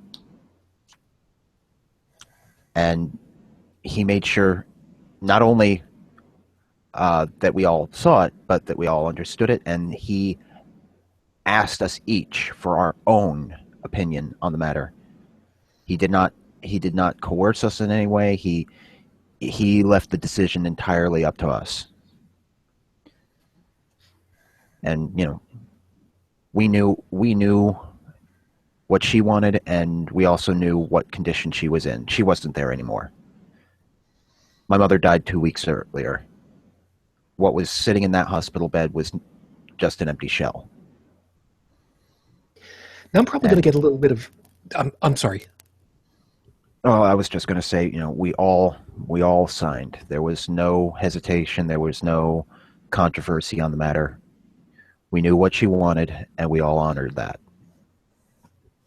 All right. So what I was going to say was, I know I'm probably going to get a lot of weird looks for it, if nothing else. If not any complaints or questions or text or anything about it, but there's something to be said for that. I don't want to say attitude, but I think that that's probably the most accurate term. That concept of death. Because it was something that the first time I had heard that particular concept was back in 1980, I want to say 88 or 89, maybe. Probably 88. Because it was from an episode of Star Trek Next Generation. Klingon died. And what they would do is, as the other was laying down, dying, they would hold open their eyes, and at the last breath, any that were around would scream out to the heavens, announcing to Scoville Corps that a new warrior was joining them. And after that, what would you like done with the body? Doesn't matter. It's just a shell. There's nothing left. Well, if you want to go that route, look at DS9. The Ferengi funeral rites. The body is dissected, broken down, and it's sold. Desiccated. Desiccated, yeah. But then it's sold to anybody who wants a piece of it. My father was cremated. And we took boats out to an inlet that him and my mom sort of had as their own little private. I mean, to them it was something special. And that's where Mom and I dumped his ashes. And I'm pretty sure that when it's my mom's time to go, that we're going to do the same thing. Hopefully that's not for a long time yet, but, it's and some people would say, well, why didn't you bury him? Isn't that the more holy thing to do? Well, my oldest sister, what she told me a long time ago, take my ears, take my eyes, take my heart, take my lungs, take anything that can be of use to somebody else and burn the rest. That's her attitude. Mine, I'm pretty sure there's not going to be anything left of me that's healthy enough, but, if you can salvage something, go for it. I'd probably go for the cremation too. Just That way I'm not taking up any space. Yeah, for me, I've pretty well thought the same. If there's anything worth, take. There's nothing left for me to see. There's nothing left for me to taste. There's nothing left for me to cover in scabs. Work whatever you can. Learn whatever you can. And if necessary, replace somebody else's if I've got something that works better for them. Mm-hmm. And if that's not going to be worthwhile, take me apart. Have the students learn from someone who is willing to say, here I am. This is what a body in this condition looks like. Learn everything that you can for the people that are going to end up being like this, and then teach the others later. Because sure as shit, Brigid, you would know better. The number of cadavers that are available, that are donated to science and learning and whatnot, is reprehensibly small, as I remember. I need No? more. So we can quit practicing on cats, which are not that much similar to people. Yeah, and then there's the Sindevers. But yes, cadavers are certainly needed, especially for A&P. Yeah. I'm sorry, for what now? Anatomy and physiology, and stuff like that. I'm sorry, A&P for me is the name of Sorry. no. A&P is the name of a grocery store that I grew up with. Hence, that's why it didn't make any kind of sense to me at first. Sorry. Well, you'll never look at that logo the same way ever again. Funny part is I don't remember. You'll never look at the ham on the shelf the same way again. That's true, and it changed my view of the of kitties. You can now say that you know them from the inside out. I do. God, I thought my puns were bad. So wait, this is what you get when you pay for the jokes, man. I hear you. That's what Look you at get the for free. Yeah, exactly. Look at the bright side. Imagine what we would get. Well, come to think of it, we actually get a damn discount from Nick when he's on. That's for sure. Yeah. Oh, he just gets to try his stuff out on us. We're his focus group. Oh, Yes, my cats were used as a threat to one of the other cats. Of if you're not careful, this will happen to you. Wow. Well, I would bring it home and practice. You know, take the cat home, put it on the table. Oh. Oh. Well, I had to label all the arteries and veins and stuff. So yeah. Oh God, that's evil. Wow, shit, man. Now you're reminding me of the story of the parrot that got stuck in the freezer and came out as like, I'm sorry, I didn't mean to talk like that. By the way, what happened to the turkey?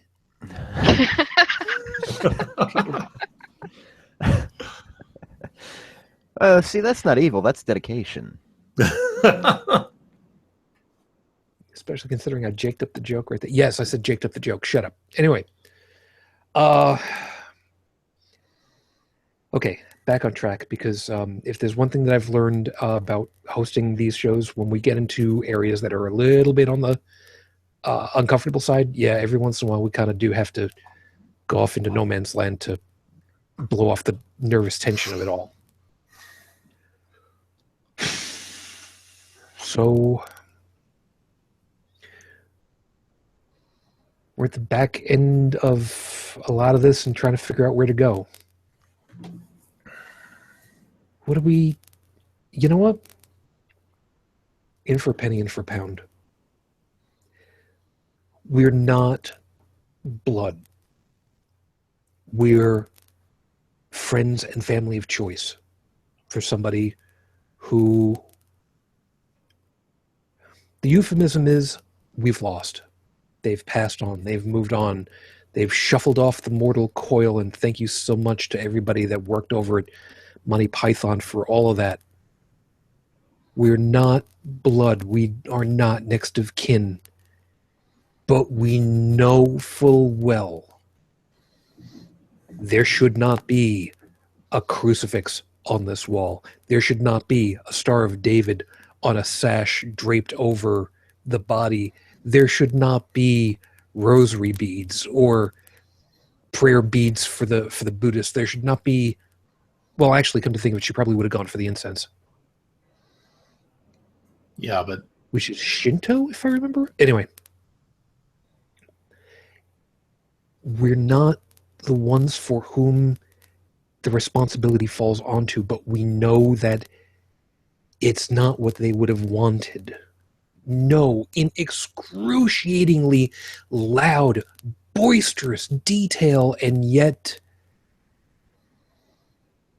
there it is in front of us. Where are we put? Where do we go when we're put in the position of, do you honor the person? Do you give these people the self-induced comfort? And I'm being very careful to use as few air quotes as I possibly can in this case. Junior would not want, Niki would not want a priest. Any religious iconography. She viewed it as absolute utter horseshit. No other way to put it. Or, as she was so fond of calling it, what the fuckery. That was one that she always coined. Yeah. So what do? Who do we talk to? What do we say? And how do we do it without being a dick? More importantly, is it even possible to not be a dick in this situation? Personally, I'm not sure. No. Legally, we have no recourse because she didn't leave a living will, therefore it does kind of fall to next of kin. So in that sense, if they, having sort of power of attorney, if you will, if they want the crucifix on the wall, if they want the sash with whatever draped over the coffin, unfortunately, I don't think there's much we can do legally to do, like, to stop it. And I think in this case, the best we can do is be there for Don, because you know he's got to be hurting.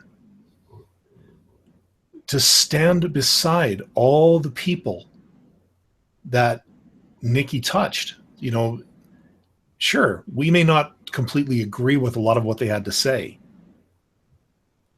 but we had one thing in common. We knew this girl. We knew this lady. She was a friend. She was an ally. She was a jokester.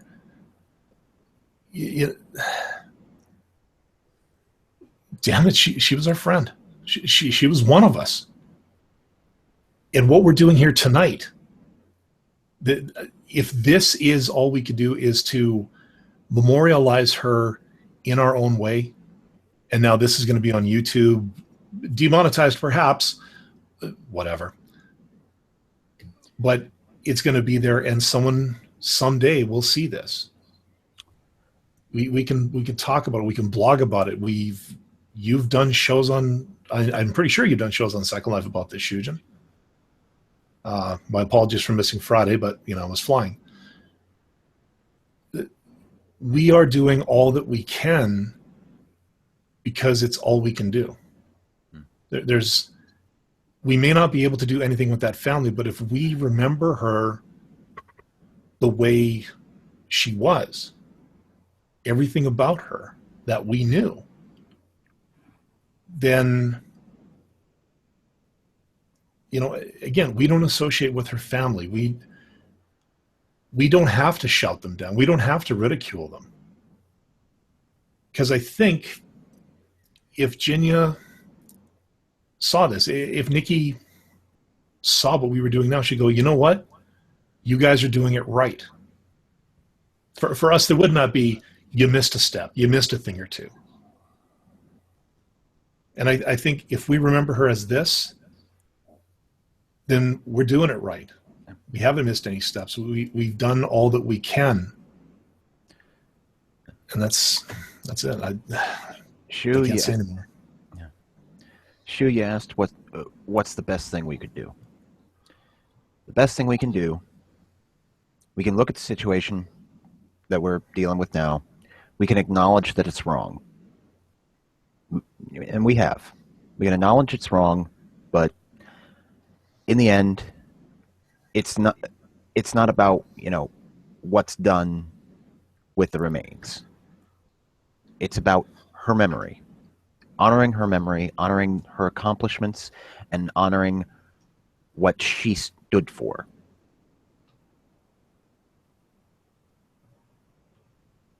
Stand beside her, stand behind her, stand in front of her, whatever. But, taking a stand for what she took a stand for is the best we can do.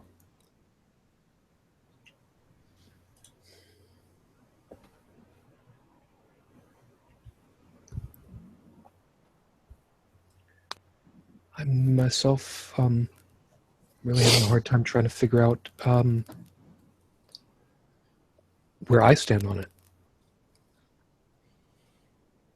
When it was my time to do for Joan, yeah, this is one of the few times I've actually named her. I was very aware that the majority of my family, on both sides, on my own and on hers, were Catholic, and I knew what was going to be expected. Now, at the time, I wasn't exactly. I was much more an apatheist, I guess is probably the best way of putting it. I didn't really care anymore. I actually, I'll admit, I lied to the priest and said, "Yeah, I think the Pope is kind of doing better things," because it was John Paul at the time, and he was still had his faculties. He was 92. What are you gonna do? But I felt that there was an obligation on my part. She was still going to church on a fairly regular basis. Well, fairly regular basis. But I think about it now, and I kind of wonder. I don't know.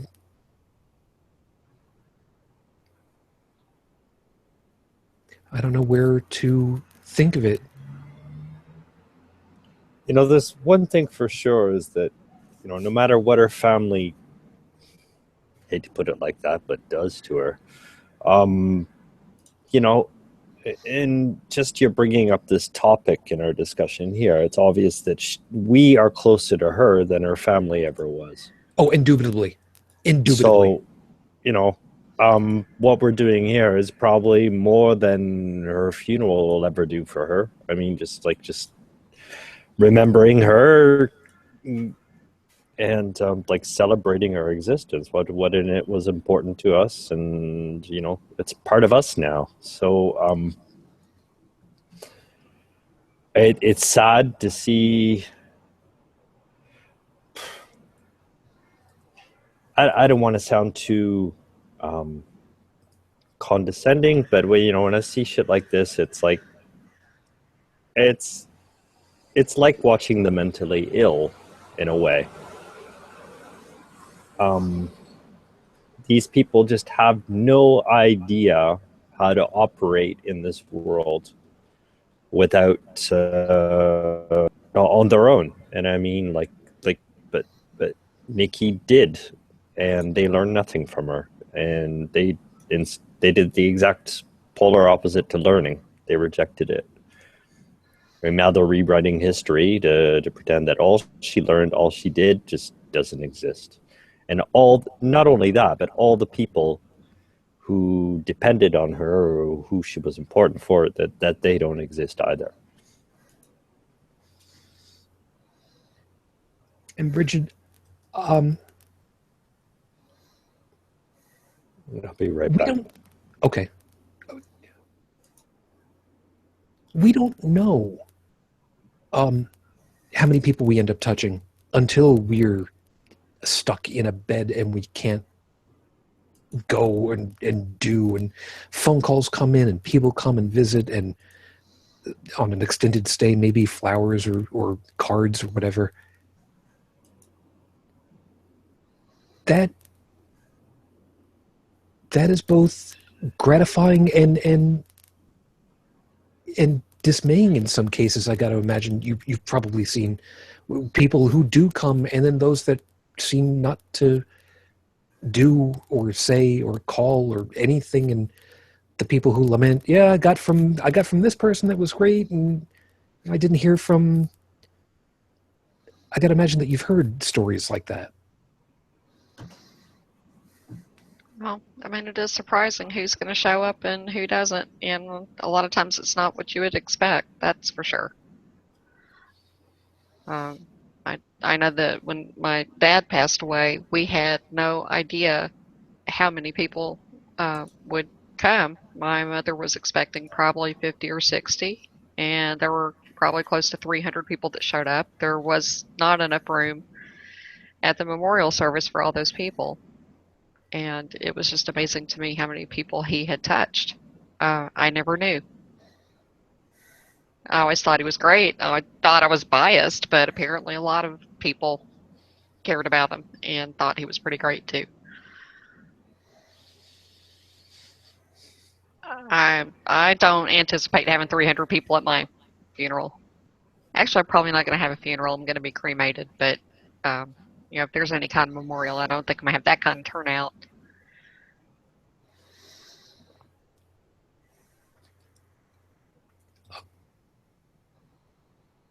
You'll all forgive me.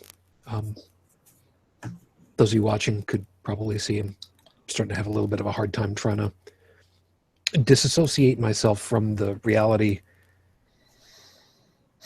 from what we're talking about. I apologize. I know full well that they're going to be, the guys are probably going to tell me afterwards or even before we get done that, damn it, you're human, cut it the hell out. And I know full well that the piece of me inside is just going to go ahead and say I try to do as professional a job as I can, but it's one of those things, man. 11 years on, it's more like you're human. You got to do what you got to do. Yeah, it's never very far from the surface for me, and I could pretty well guarantee for a lot of people who've had to deal. So I guess we're getting pretty close to wrapping anyway. So I don't know if anybody's got anything that they do want to specifically touch for this. The way it's played out, I'm not entirely sure who's got anything. Joseph, you've had the least amount of time. I don't know if you've gotten back as yet, but I figured I'd check and see. I do show you as being muted out, so I guess you're not quite back yet.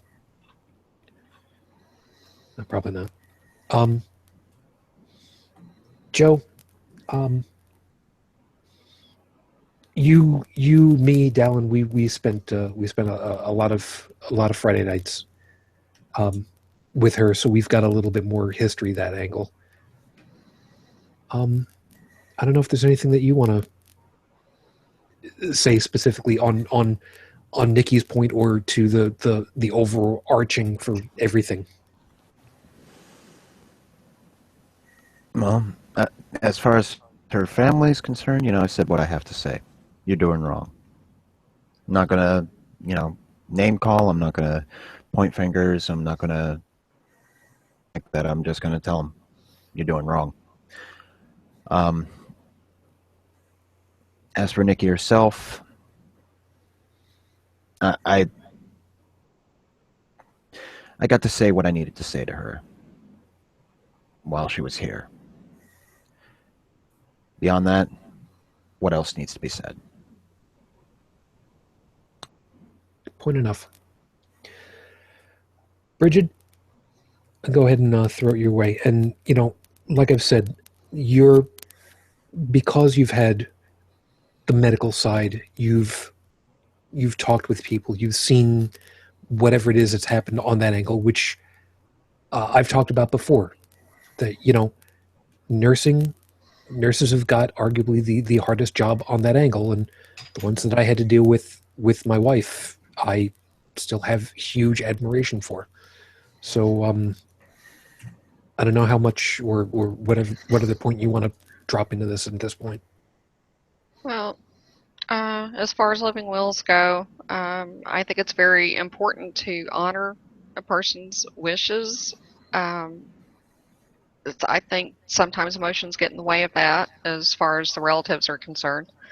But one thing that you can take consolation from as far as like the funeral afterwards is the person's no longer there. So if it's not what they wanted, at least they don't know what's happening. The family a lot of times will do what they will do, and people who are on the outside really have no say. And so as far as your friend Nikki, I mean, it's unfortunate that the family is going against what she would want, but at least she doesn't know any better. She's not having to see it. Point enough. Dalan, like I said, we spent some pretty amazing Friday nights, and bring the camera back over here. The list. Here it comes. The list over here of stuff. The infamous list of things we're not allowed to say, which a number of items. Actually, I got to look on here and find out if that's in there. But I don't know. Like I said, what other last piece you might want to drop over in here? Well, let me try to leave with a couple of laughs, hopefully. Let's see if I do this right. When you guys first brought her on, this was a year, I think, before you guys invited me. I remember listening to her, and she once said that she was, and I quote, the whitest black chick I know. And True, I remember that. And I remember back then she could leave you guys in stitches. Like, she had a way with words that were, she could eviscerate you verbally, and you would actually laugh as she did it because she had such a talent. And I'll never forget, I think it was the day that it was the 4th year at TFC, the anniversary show. And I had just come out of my divorce. I was living on my own, and I wanted to share a story. Because remember, we were all talking about, if you have a story to tell, just let us know. We'll pipe you in. And I nutted up, and I made the call. And I remember the two reactions, or two of the reactions, when I said hello. Aaron was of the, oh my. Because again, none of you had heard my voice at that point. And I believe Jinya said something to the effect of, this guy has got to start reading the phone book. And I think it was a week later, I actually did start reading the phone book. And I remember the laugh she got out of it. And that's what I remember about her, is the happy Jinya, the one that could make us all laugh. Not the one who, I mean, I know she was angry. I know she had a lot of stuff going on. And I know that her blog has a lot of stuff on it that, a lot of us would feel like, is she talking about us? Is she not? But what I'm going to remember are those Friday nights. Those nights when we all laughed together, when we got off the air. The different segments we would come up with, the what the fuckery, the scary sex toys, the steampunk laser dildo, as you recall. That's what I remember. And that's what I'm going to hang my hat on. I'm going to miss her. A lot of things I wish I'd said. Just to clear the air with her and find out where I stood. I guess I'll never know now. But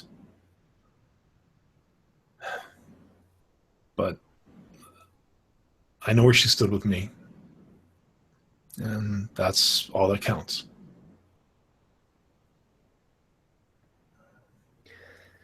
Yeah. Joseph, I don't know, is back, not back. I don't have, we don't have video, and his mic is still muted out. So I'll give him a couple of more moments. There are two lines off of the list that I found that I know one of them. I know one of them is specifically from her. I put that into our group chat. There's no context involved in these any longer. But one of them, I'm pretty sure I remember the context, but one of them was, Padu, where do I attach it to again? If memory serves, I do believe it was a strap-on that she found online, or it might have actually been shortly after having talked about a strap-on of some sort, and the context just went completely haywire and died laughing. Yeah, died laughing. And to go with the whole scary sex toys, I think was where this one came from. Now, before you do that, I will say, at least for context on the first one, she was trying to find an attachment point for her avatar on Second Life, and that followed commentary, which just resulted in hilarity. This one just disturbed me beyond all reason. Yeah. She amongst the other scary sex toys, which there were a lot. There were a lot. You thought the old traditional 1950s blow up sex dolls were creepy looking? You don't know the depths that she would find stuff. Like I said, I think we challenged each other. Let's find the dumbest stuff on the net, and then here I thought I had it up to 11. No. The internet is a glorious and wondrous place where all your dreams and adventures can come true. Yeah, and she found the supermassive black hole powering it all, and that which she revealed to us was like the Ark of the Covenant was to poor Heretot. Face-meltingly gruesome, but hilarious as all get out. And that's why this one, I don't know what else is on the list that I can specifically attribute to her, but this one I'm almost 100% certain I can. And again, knowing that she had the scary sex toys on Friday nights and no other context whatsoever, quote, if the pig's snout fits, I think I remember that one. End quote. Yeah, I think I remember that one, but I can't quite place it. You know what? It was a self-service toy. That's right. Rather than having the normal, shall we say, phallic, was instead shaped as a pig snout.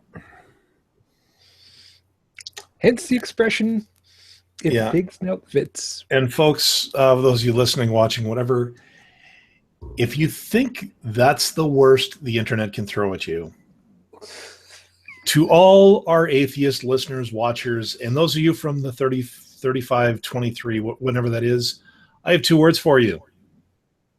Jesus dildo. Yeah, that was the thing. Look it up. Yep. That was the thing. Yeah. That was courtesy of her.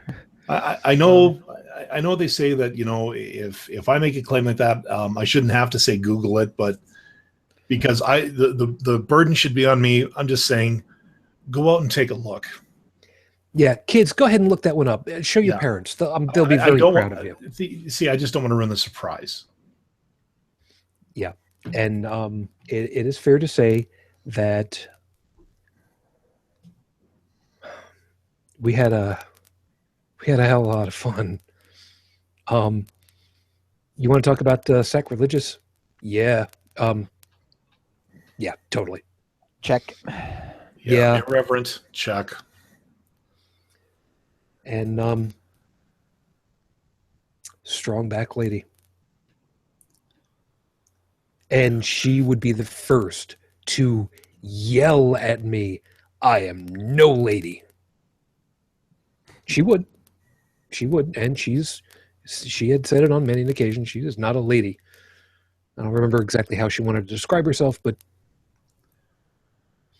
Yeah, I remember. I think I called her my lady once, and that was it. yeah, you'd be amazed how much vitamin E it took to get the scar out. And Joe, you were about Yeah. to say? Well, I can remember a few ways she described herself. None of them were lady. Yeah. Very, very true. Very true. None of them So, you'd want to call her. Probably the guys from Cognitive Dissonance would. No, I think the way she would describe herself would make any male uncomfortable with those words. At least It's you like didn't know her. You call yourself that, but if I call you that, I'm losing an eye. If you're lucky, there could be another orb-shaped thing you'd risk losing. Yeah, well, given that I was already reduced to one, I don't think she would have gone quite that far. I was about to say you Just out of pity. Okay, yeah, she did have that. There was that part of it.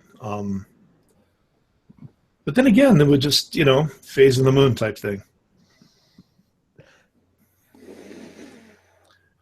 She'd have ripped you a new one for that. You know that. I know. Strangled you with her own dreads, man. Oh, God. That's okay. If, what was it? I always remembered. Whenever she got angry, that's when the Ebonics came out. So if I knew she was talking like a sister, I knew she was pissed. Yeah, she was the reason. She was the one that introduced me to the Hooked on Phonics Ebonics version video on YouTube. I remember that. Oh, man. You know what? I was going to close with something else. And you know what? I'm just going to go ahead and say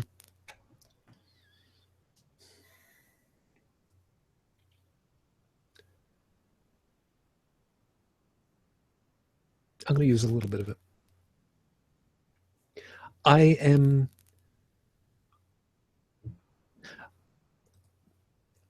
Let me show you a picture before I go ahead and properly close. This young gentleman. Some people are going to know his picture. He was young man. He 21 when he died. He was killed 1998. This upcoming week, as a matter of fact. The name should sound familiar. Matthew Shepard. If the name doesn't sound familiar, it should. He was killed because he got a ride from somebody from a bar to go home. And the driver said that he came onto him. And he flew into a temporary insanity-based rage. Beat him bloody in Laramie, outside of Laramie, Wyoming. And as a matter of fact, this night, back then, left him for dead, literally hung up in a way that the next morning, somebody that was bicycling by in the early morning thought he was a scarecrow for Halloween. Until he realized, wait a minute, that thing's breathing.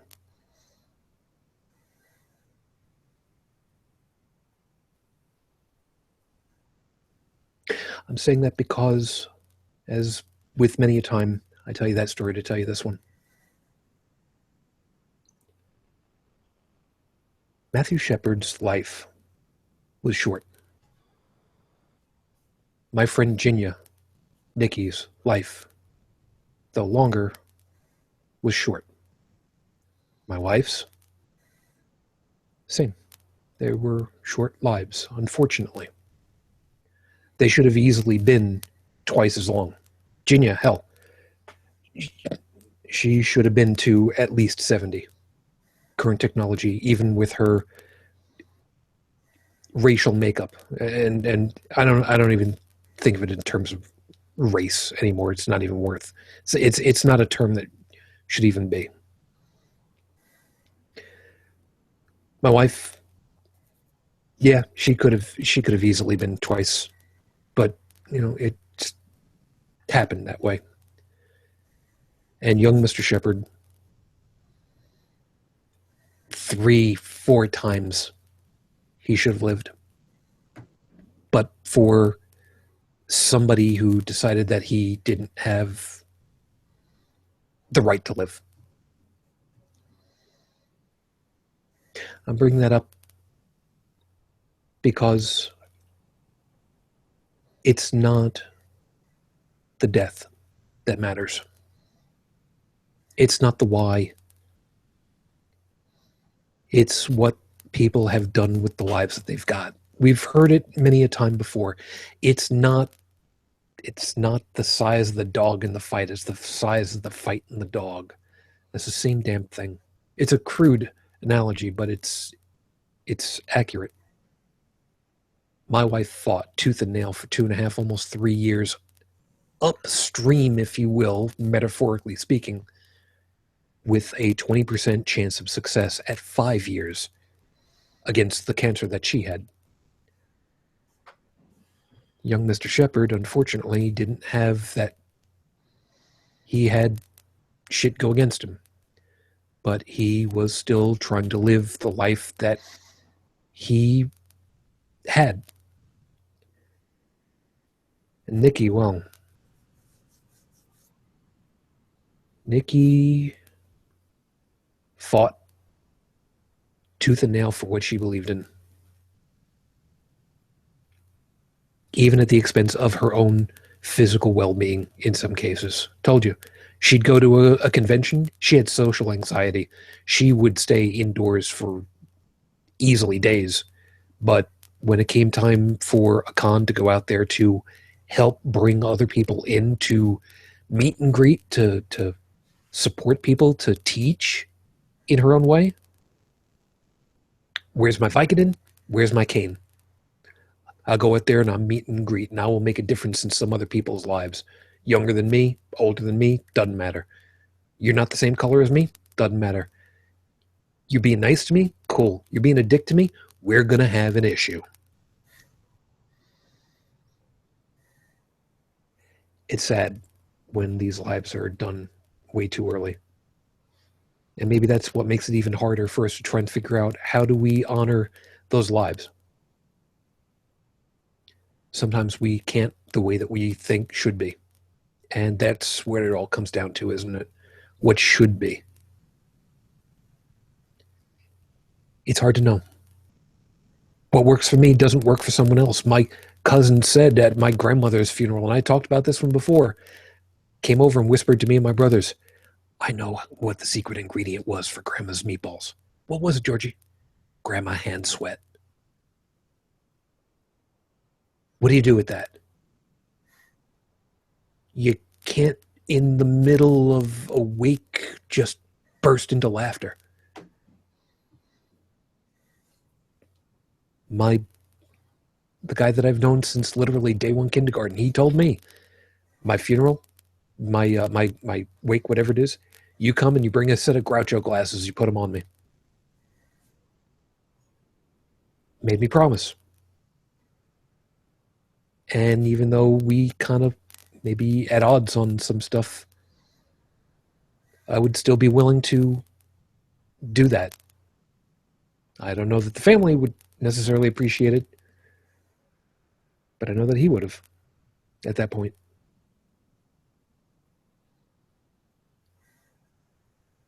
We respect the lives that we've known. We take what they've taught us just from being with us. We take it, and like I've said before, we endure. We go on in their stead. We take what they've taught us. We learn everything that we could have from them, from the time that we had with them, and we take them with us. And we do everything that we can. And if that means that we have to endure, forgive me, the slings and arrows of those that believe something that we don't because it will bring them time, maybe we have to go ahead and just accept that for right now. But that's the beautiful part about being the community that we are now. We can share in these memorials together in our own way.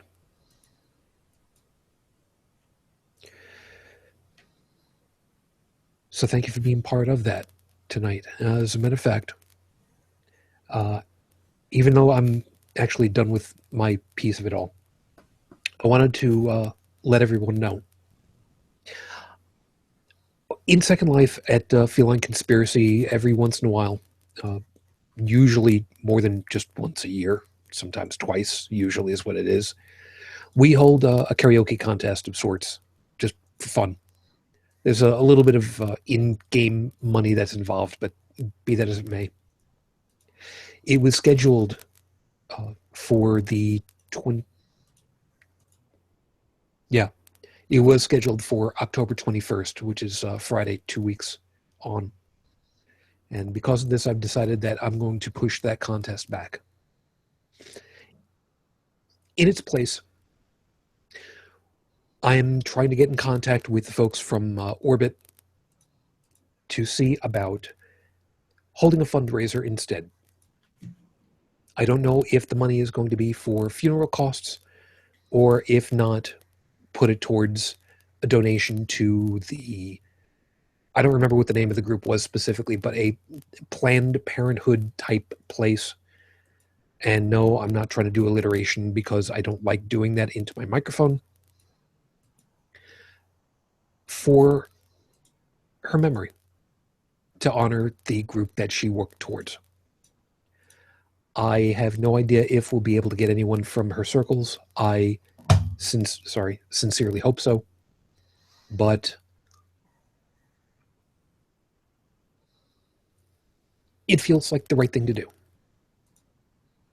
Because even though she had to leave Second Life because of the writing that she was doing to try to distance herself from that piece of it all, which we understood, sad to see have to happen, but we understood. We're going to see about that. If you want to follow up to see how that's going to play out, please follow me over on Facebook or Twitter under the name Shujin Tribble. If you're looking to friend me on Facebook, please just send me a message one way or another to let me know about it, because Facebook, because this is not for HCTV, it's for the Second Life family and family of choice. It's going to be on my personal stuff instead of the HCTV side. So just let me know that it's you so that I know why you're looking to follow me on there. If it's Twitter, it doesn't matter. So just, no matter what, thank you for being with us on this one. This one really hits hard for me, especially because, well, I've talked ad nauseum about it, even though I try to hold it together. But if you are in the position where you do have to be dealing with this, and you found this show because you wanted to know how to deal with it, or get some opinion, some perspective, something to hash out for yourself, on behalf of the entire crew, we wish you well with it. It's going to be tough, and if it's not the way that you want it to be, you may need to just suck it up, unfortunately. and hold a more appropriate memorial for whomever it might be. But if you need a voice, if you need an ear, let us know. We can see what we can do to try to help you get through. And I'm pretty sure any of us would be willing to take a little bit of time if necessary for you. I know I will. So with that, we got to get out of here. And I'm sorry for running a little bit longer on this one. Like I said, this one hits me a little bit closer than I'd really like to admit. Unfortunately, I'm pretty sure everybody can figure that part out. Joseph, are you back enough that we can say goodnight for you? Yeah. There you are. I may be waking up because I'm at the other end of the apartment, but, well, thanks for having me on, and hang in there.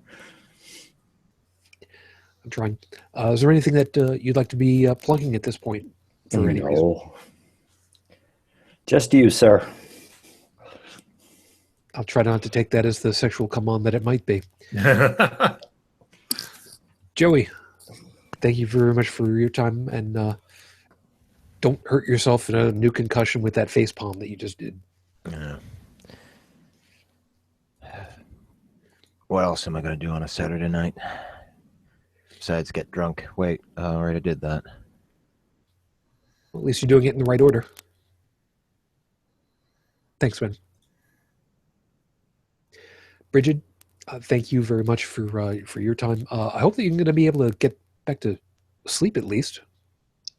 Yeah, that shouldn't be a problem. I obviously needed sleep.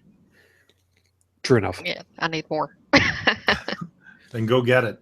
I will. You need it. Right. And of course, if you'd like to check up on her writings, you can find it at brigidfitch2112.wordpress.com. And Dalan, how much snow was it anyway? You know, it actually wasn't that much. Enough to be annoying. It was enough that, you know, the windows had to, like, seriously be scraped. But, you know, the roads weren't turning into a skating rink or anything like that. Looking outside today, it's not too bad. But, yeah, as far as I'm concerned, if I've put a little bit of fear into Heretic Woman that, you know, it's coming, I've done my job. You're a dick. You know that. You've known me how many years, dude? You Good should point. know this by now. Oh, and by the way, I just looked it up. Yellowknife is currently at 0. Yeah, I was at -1 this morning. There you go. That's Celsius, by the way, the real numbers. Yeah. So, of course, thank you very much for the stuff. What pluggage do you have at the moment? The much maligned audio version of this show, Holy Crap, available at holycrapthevlogcast.com. I actually do have a lot of the past episodes that are missing. They're sitting on my computer, ready to be finalized, but work. So there's that. Of course, I've got my rambling thoughts of ever so often at robotechtiger.tumblr.com. Yes, it's Tumblr, but it's okay. I'm actually trying to be serious about it. And we appreciate it, man. For anybody that kind of thinks, well, you know, we get drips and drabs and then all of a sudden a big flood. Well, it's because it's a volunteer thing, man. We don't do it because we're getting paid for it. As a matter of fact, far from it. We do it because, well, I've got goat porn of him, so I've got him by the short and curlies there. Blackmail material. It's all photoshopped. Sure it is. You know, there are about 5 slurs I could use concerning certain states in the Union down there. But I'm not going to. I believe denial is one of the better ones. That's just a river in Egypt, you know that. Yes, it is. Anyway, maybe who knows? Maybe we'll talk about that subject one day. Denial, I hope. not the other one. No. Then again, So if you're going to do that one, wait for a power of 10 to get Nick on here because we need an expert opinion. Yeah. Oh, wait, that'd be more of a sheep New Zealand thing, wouldn't it? That's a Kiwi thing. Yeah. Yeah. Yeah, it's not gonna have happen. Anyway, I know that I've talked about that on a power on a 5-minute at one point. Something about Captain Kirk. I'm pretty sure that's what it was. I don't know when it was. What the hell, it doesn't matter. Anyway, as always, thank you very much for taking the time to be with us for this particular show. If you'd like to get all of the social links as well as the download podcast link, RSS feed piece of code, I don't know what the hell it is, you can find it over at holycrapthevlogcast.com. The voicemail line, if you want to go ahead and put that to use, maybe eventually, is 859-HCTV-554. 859-4288-554. I actually had to tell Google, yeah, that's still the phone line I want to use, and thank you very much, because almost no activity, which is fine. It happens that way. It's not a big deal. Whatever. You can find all of the social links that you need right from over there. And again, you can find us over on Facebook. There's a grouping over there for us. There are a couple of there's a couple of guests that I'm still in the process of working on, and I'm getting some help on working on, which is actually pretty cool. But we'll see that come together in the near future.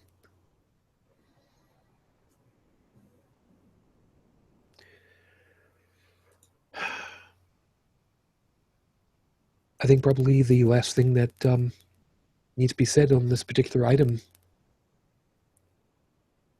Jinya, Niki, rest in power, hon.